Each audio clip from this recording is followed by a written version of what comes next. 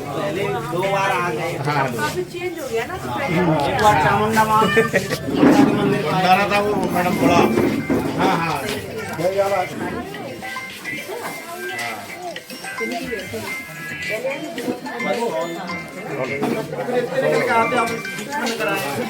हो गया।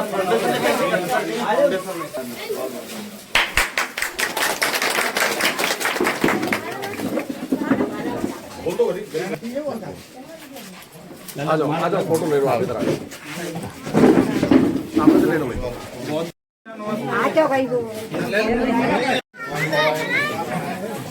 बड़े हर्ष की बात है कि आज हमारे बीच में हमारे तेजस्वी एवं गरीबों के देश जो उन्होंने समय दिया वो एक बड़े अमूल्य।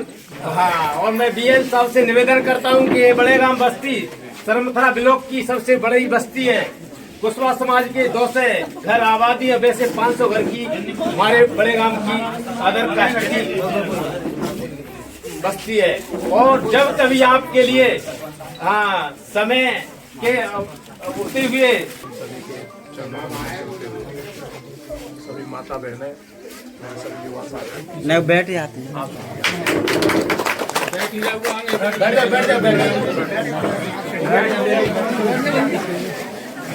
सबसे पहले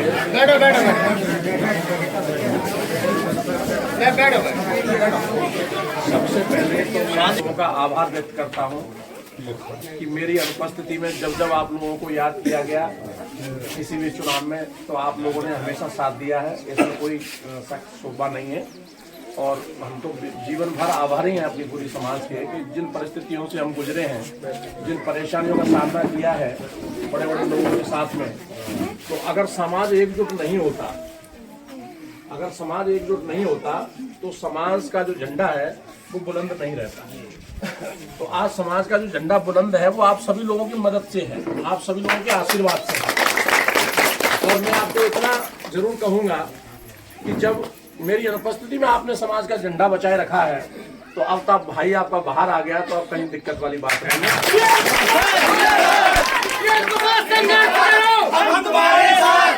जब तक हमारी सांसें हैं हम आप लोगों के लिए संघर्ष करते रहेंगे, लड़ाई लड़ते रहेंगे और आपके स्वाभिमान और सम्मान को कभी नीचे नहीं आने देंगे।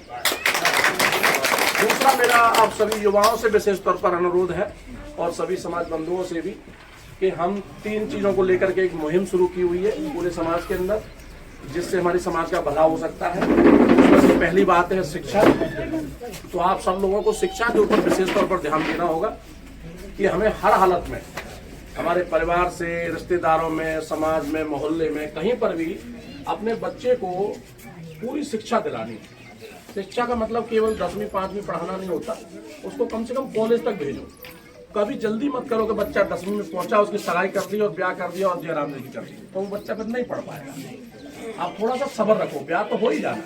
अपन कुशवाहा समाज से हैं, हमारे यहाँ ना बच्चों की कमी है ना बच्चों की कमी है ना।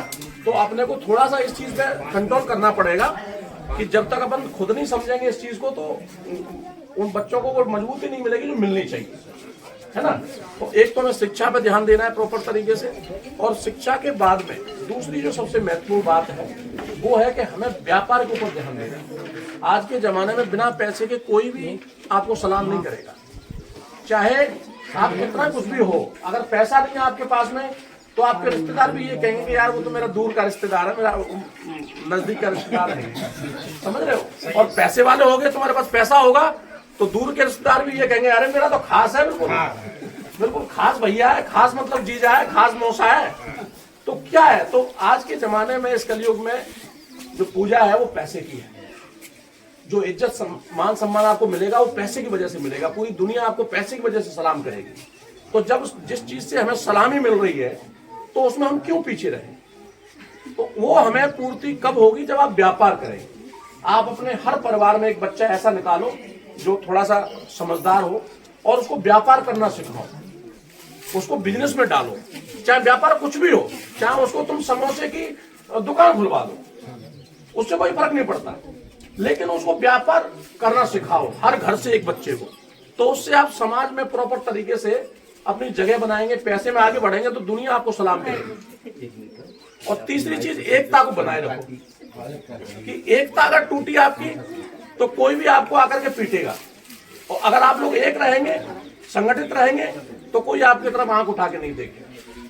तो इन चीजों को लेकर के आप सब लोगों को विशेष तौर पर ध्यान देना है। और बाकी जहां जहां मेरी जरूरत पड़ेगी कभी भी मैं आपके यहाँ हाजिर रहूंगा। मेरे लिए कभी भी कोई युवाओं को जरूरत है, बिजनेस के बारे में चीजों को समझने की जरूरत है, तो मैं कभी भी आप सब लोगों को बुला करके और वो गाइडलाइन दूंगा जो आप लोगों के लिए जरूरी है। अब इतना कहते हुए आप सबसे विदाई लूंगा क्योंकि आगे मेरे प्रोग्राम लगे हुए हैं। नहीं बहुत बहुत नहीं। अच्छा, और टोटल